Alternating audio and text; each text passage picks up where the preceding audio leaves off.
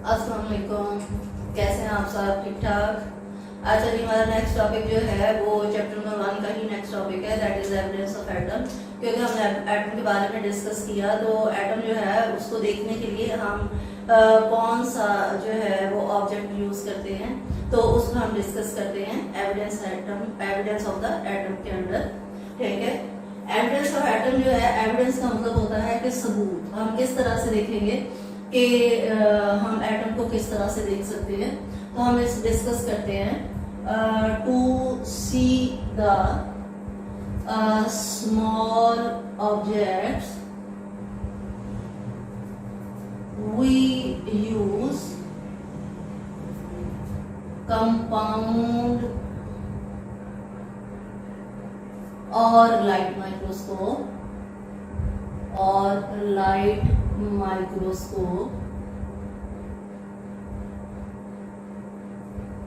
Compound microscope को हम light microscope भी कहते हैं, एंड इलेक्ट्रॉन माइक्रोस्कोप।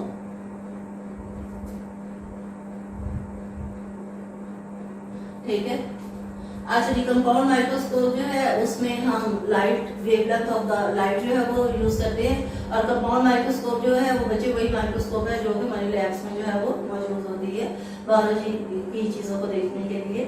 ठीक है, उसके बाद इलेक्ट्रॉन माइक्रोस्कोप जो है उसमें हम बीम ऑफ इलेक्ट्रॉन जो है वो यूज करते हैं। तो कंपाउंड माइक्रोस्कोप से हम एटम जो है उसको नहीं देख सकते हैं, हम एटम को काफी हद तक इलेक्ट्रॉन माइक्रोस्कोप से उसके जरिए देख सकते हैं। तो सबसे पहले हम डिस्कस करते हैं कंपाउंड माइक्रोस्कोप को। Compound microscope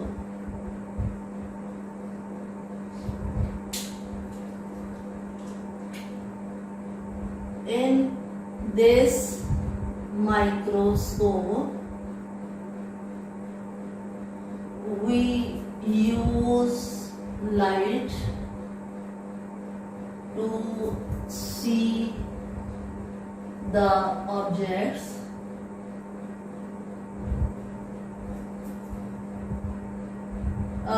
we can see the objects which are up to 500 nanometers, but the size of the atom is very small. Size of atom जो है वो वेरी स्मॉल है, तो हम उसको कंपाउंड या लाइट माइक्रोस्कोप के जरिए जो है वो नहीं देख सकते हैं। We cannot see the atom through compound microscope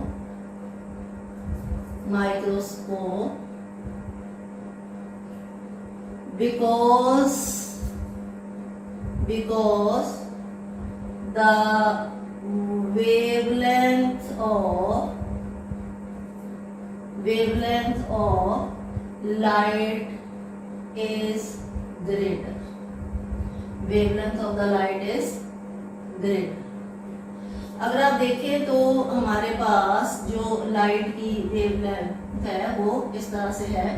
ठीक है, तो इसमें दो तरफ और एक क्रस्ट जो है उसका डिस्टेंस जो है that is called the wavelength. उसको हम लैम्डा से, वेवलेंथ की जो यूनिट है वो लैम्डा है, उसको हम लैम्डा से शो करते हैं। तो एटम का साइज जो है वो बहुत बड़ा है, और लाइट की वेवलेंथ का साइज, एटम का साइज बहुत छोटा है और लाइट की वेवलेंथ का साइज जो है वो बहुत बड़ा है, तो हम कंपाउंड माइक्रोस्कोप के जरिए जो है वो एटम को नहीं देख सकते। देन हमारे पास आ जाती है electron microscope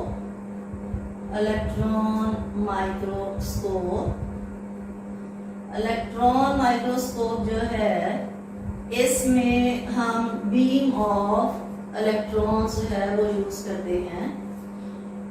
We use beam of electrons to see the atom, ठीक है,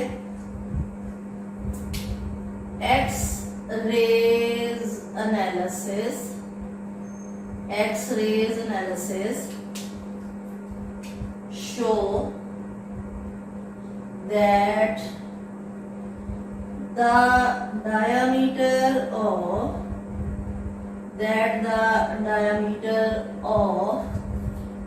atom is from that the diameter of atom is 2 into 10 raised by minus 10 meter or 0.2 into 10 raised by minus 9 meter or 0.2 nanometer. All these values are the same. सारी values जो है वो same है, सिर्फ मैंने यहाँ पे 10 रेज़ पर माइनस 10 को इस तरह से कन्वर्ट कर दिया, ये भी मीटर में है, और 10 रेज़ पर माइनस 9 मीटर जो है that is equal to 1 nanometer, so the value will be the 0.2 nanometer. अब आप देखें कि जो एटम का साइज है वो इतना छोटा है कि आप उसको कंपाउंड माइक्रोस्कोप से तो देख ही नहीं सकते, ठीक हो गया। अब यहाँ पे बात आ जाती है डायमीटर की, तो ये हमारे पास एटम है, इसका जो दरमियान से डिस्टेंस है that is called diameter, half of the distance from the centre is called diameter, ठीक हो गया। अब जो एक्स-रेज एनालिसिस ने अदर बात बताई, the weight of atom is from 10 raised by minus 27 to 10 raised by minus 25 kg।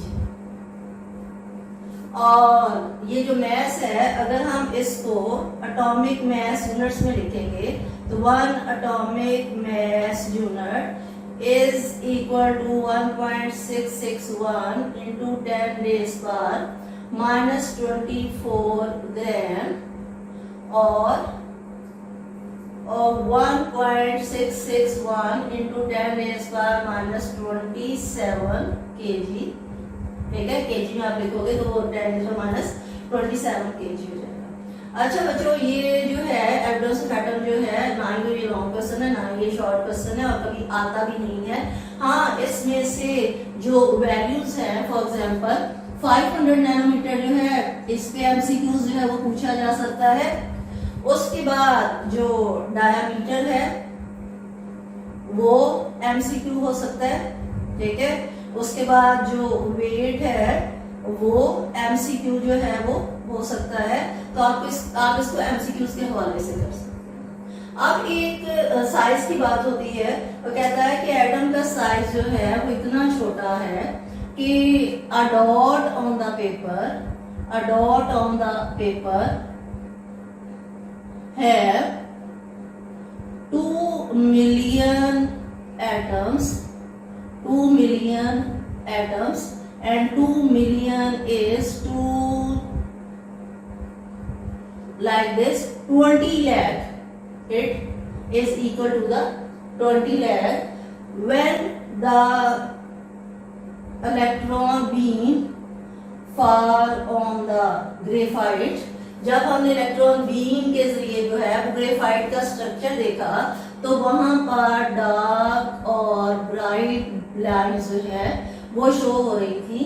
तो ये डार्क और ब्राइट लाइंस जो हैं ये शो करती हैं कि जो डार्क पार्ट है इसको आप बैकग्राउंड कह सकते हो, बैकग्राउंड जो है, और ये एम्प्टी स्पेसेस भी कहलाती हैं, ठीक है। और जो यहाँ पे ब्राइट है ये वाला जो है यहाँ पे एटम्स जो है वो पाए जाते हैं, यानी कि जो ब्राइट हिस्सा है वो पार्ट ऑफ एटम्स कहलाता है। तो ये ग्रेफाइट का स्ट्रक्चर है under the graphite structure under the electron microscope और बच्चे जब हम बीम ऑफ इलेक्ट्रॉन्स जो है वो उसको ग्रेफाइट पे हम डालते हैं, तो यहाँ पे वही बात है एक्साइट और डी एक्साइट होने की, कि जब इलेक्ट्रॉन बीम जो है वो फॉल होती है ग्रेफाइट पे, तो इलेक्ट्रॉन्स जो है वो लो ऑर्बिट से हाई ऑर्बिट में मूव करते हैं, तो वो एक्साइट हो जाते हैं, और जब वो हाई ऑर्बिटल से लो ऑर्बिटल में आते हैं तो वो डी एक्साइट हो जाते हैं। डी एक्साइट होते वक्त जो है वो एनर्जी जो है वो रिलीज करते हैं, तो उनके एनर्जी के रिलीज करने से हमारे पास जो है वो 2 टाइप्स के बैंड्स बनते हैं, dark bands and the bright bands. Dark band जो है वो एम्प्टी स्पेसेस को, और ब्राइट बैंड जो है वो प्रेजेंस ऑफ द एटम्स जो है उसको शो करता है। एक बार फिर रिवाइज करते हुए कि स्मॉल ऑब्जेक्ट्स को देखने के लिए हम कंपाउंड माइक्रोस्कोप, जिसको हम लाइट माइक्रोस्कोप कहते हैं, वो यूज करते हैं, और उसके अलावा हम इलेक्ट्रॉन माइक्रोस्कोप जो है वो भी यूज करते हैं। कंपाउंड माइक्रोस्कोप में हम एटम को नहीं देख सकते हैं क्योंकि एटम का साइज जो है बहुत स्मॉल है, और कंपाउंड माइक्रोस्कोप जो है उसमें हम उन ऑब्जेक्ट्स को देख सकते हैं जिनका साइज जो है वो अप टू 500 नैनोमीटर होता है। It is the MCQ. ठीक है, तो क्यों नहीं देख सकते हैं कि कंपाउंड माइक्रोस्कोप में हम लाइट यूज करते हैं, लाइट की वेवलेंथ जो है वो ग्रेटर होती है, और हमारे एटम का साइज जो है वो बहुत स्मॉल है, तो इसलिए जो है वो हम उसको कंपाउंड और इलेक्ट्रॉन माइक्रोस्कोप के जरिए नहीं देख सकते हैं।